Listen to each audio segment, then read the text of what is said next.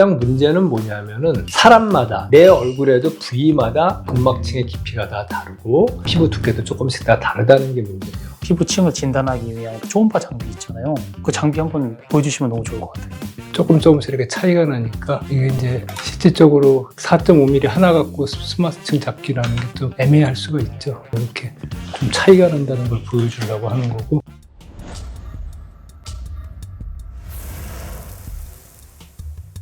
안녕하세요. 미용의학을 23년째 하고 있는 미와 아주 친한 미친 의사 김광태입니다. 안녕하세요. 조 대표입니다. 네, 오늘은 저희가 미용병원 외래에서 많이 사용하고 있는 리프팅 장비인 하이프 장비에 대해서 어떻게 치료를 받아야 더 효과적이고 뭐 하이프 치료를 받고 나서 나는 별로 효과가 없는 것 같지 그런 거에 대해서 간단하게 살펴보고 하이프의 부작용은 또 어떤 것이 있는지 그런 거를 간단히 살펴보도록 하겠습니다.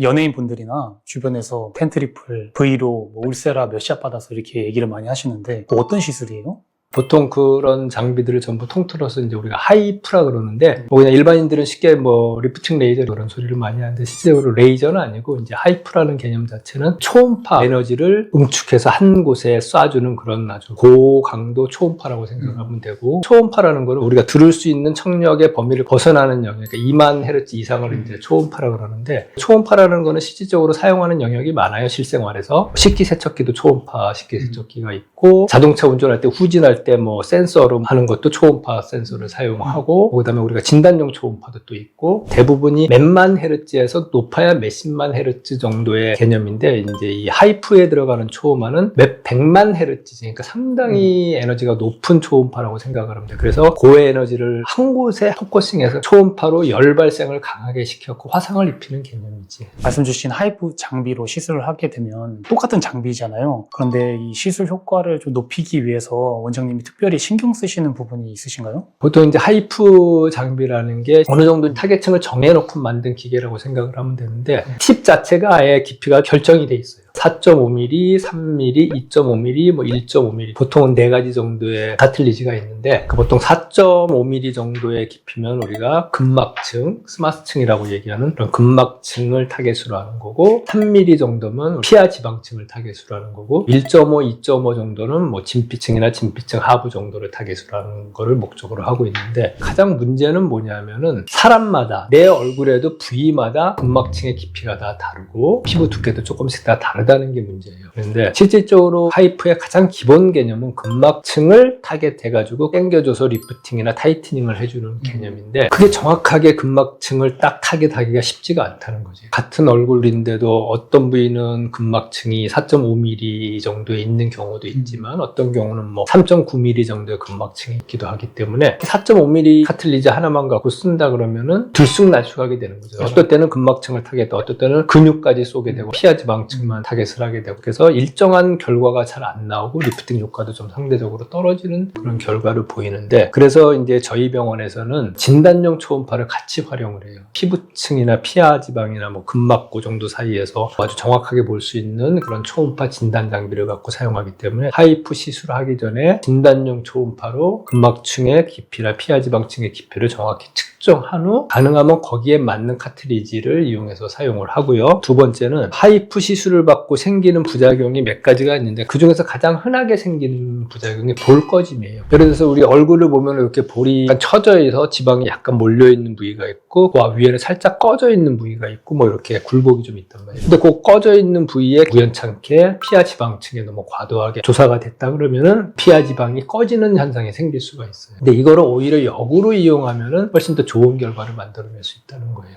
쉽게 얘기해서 지방이 많이 처져 있는 부위에는 오히려 근막층이 조금 더 깊게 있는 경우가 많기 때문에 4.9mm, 5mm 이하로 근막층이 존재하는 경우는 근막층까지 타겟이 안 될 수도 있어요. 그런 경우는 아예 목적을 처져 있는 쪽에 피하 지방을 타겟으로 해서 에너지를 오히려 조금 강하게 일부러 쏴서 피하 지방을 위축시켜 버리면은 상대적으로 리프팅 효과를 볼 수가 있어요. 그리고 피하 지방층이라고 해서 콜라겐 형성이 안 되는 게 아니기 때문에 그쪽을 오히려 타겟해서 쌓이고 꺼지지 말아야 될 곳은 정확하게 근막층을 타겟을 하려고 노력을 해야 되고 이런 거를 잘 구분해서 진단용 초음파 장치로 깊이를 좀 정확히 계산을 하고 그 깊이에 맞는 카틀리지를 정확히 사용해서 하면은 상대적으로 조금 더 좋은 효과를 볼 수가 있는 거지. 그렇겠네요. 피부층을 진단하기 위한 그 초음파 장비 있잖아요. 그 장비 한번 보여주시면 너무 좋을 것 같아요. 그럼 가서 한번 보도록 하죠. 뭐 보면 이제 뭐 여기는 스마스까지 조금씩 이렇게 차이가 나니까 이게 이제 실질적으로 4.5mm 하나 갖고 스마스층 잡기라는 게 좀 애매할 수가 있죠. 이렇게